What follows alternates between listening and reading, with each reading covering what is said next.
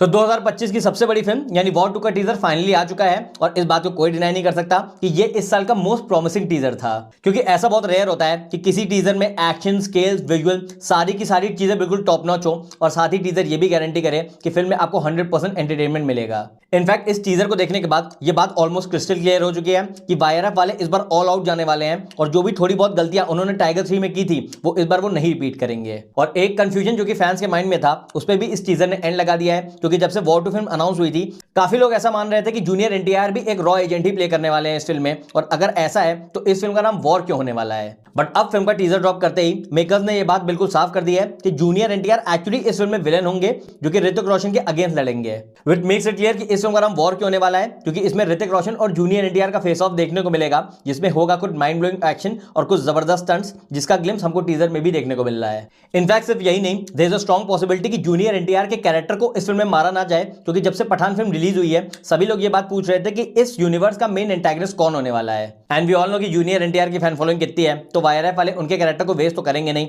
तो ऐसे में बहुत हाई चांसेस हैं कि जूनियर एनटीआर ही इस यूनिवर्स के थैनोस हो, जिसको पठान, टाइगर और कबीर मिल के मारेंगे। और ये मैं कहूंगा वाईआरएफ का सबसे बड़ा मास्टर प्लान हो सकता है, क्योंकि इस फिल्म में जूनियर एनटीआर की नहीं बल्कि किसी और की भी एंट्री हुई है, क्योंकि इस फिल्म के डायरेक्टर होने वाले हैं अयान मुखर्जी, जिन्होंने इससे पहले वेकअप सेट, ये जवानी है दीवानी और ब्रह्मास्त्र 1 को डायरेक्ट किया था। और पता है ये बात इतनी ज्यादा इंपॉर्टेंट क्यों है, क्योंकि जब सिद्धार्थ आनंद ने वॉर और पठान दोनों फिल्में बनाई थी तो बहुत सी पब्लिक ने ये बात पॉइंट आउट की थी कि जो भी फिल्म का विजुअल रिप्रेजेंटेशन है या फिर जितने भी एक्शन सीक्वेंसेस हैं वो दोनों फिल्म के ऑलमोस्ट सेम लगते हैं। विच बेसिकली मीन्स कि वाईआरएफ वालों को एक ऐसा नया डायरेक्टर चाहिए था जो कि अपना एक नया विजन लेके आए और चीजों को कुछ नई तरीके से दिखाए। और यही रीजन है कि वॉर 2 का टीजर बाकी वाईआरएफ स्पाई यूनिवर्स के जितने भी टीजर है उससे थोड़ा बहुत डिफरेंट लग रहा है, क्योंकि एक्शन तो सारे टीजर्स में होता है लेकिन दोनों कैरेक्टर्स को जिस तरीके से प्रेजेंट किया गया है ऑलमोस्ट दोनों ही विलन लग रहे हैं। स्पेशली ऋतिक रोशन जिस तरीके से शाओलिन टेम्पल के सामने वॉक कर रहे हैं, जहां उनके माथे से थोड़ा खून निकल रहा है और उनके बगल में एक वुल्फ चल रहा है। आई एम प्रीटी श्योर कि ये सीन फिल्म में ऋतिक रोशन का एंट्री सीन होने वाला है, और जब ये फ्रेम IMAX की स्क्रीन पे आएगा तो तालियां और सीटियां भरपूर बजने वाली हैं।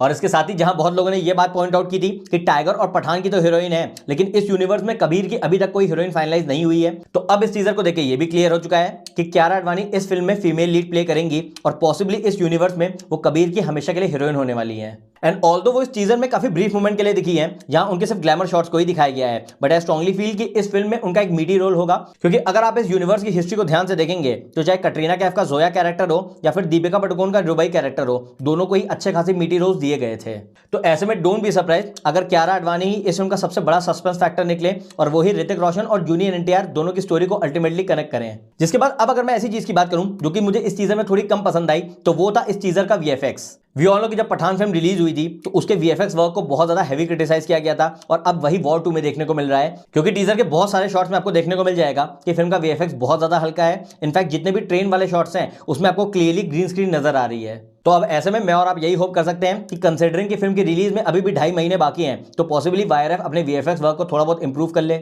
और अगर परफेक्ट ना सही तो कुछ ऐसा तो कर ले कि अल्टीमेटली जो फाइनल प्रोडक्ट है वो थोड़ा बहुत पॉलिश लगे। बाकी आपको एक सैड न्यूज दे दूं कि वॉर 2 फिल्म सोलो नहीं रिलीज होने वाली है, ये रिलीज होने वाली है 14 अगस्त को, जहां पे इसका डायरेक्ट क्लैश रजनीकांत की फिल्म कुली के साथ होगा। एंड ऑनेस्टली दोनों ही बड़ी फिल्म्स हैं तो अल्टीमेटली बॉक्स ऑफिस क्लैश कौन जीतेगा ये तो नहीं पता, बट आई पर्सनली फील कि अगर इस क्लैश को अवॉइड कर दिया गया होता तो वो इन दोनों फिल्म्स के लिए बेटर होता। सो ओवरऑल वॉर 2 के टीजर को लेके मेरे फाइनल वर्ड यही है कि ये मुझे काफी ज्यादा धमाकेदार लगा। आई थिंक जब इस फिल्म का ट्रेलर आ जाएगा तब जाके हमको इस फिल्म की स्टोरी का थोड़ा बहुत क्लियर आइडिया मिलेगा। बट एज ऑफ नाउ तो मैं इसी बात से खुश हूं कि छावा के बाद बॉलीवुड की तरफ से एक बड़ी एक्शन फिल्म आ रही है जो इस बात की गारंटी दे रही है कि बॉक्स ऑफिस पे पैसों की बारिश जरूर होगी।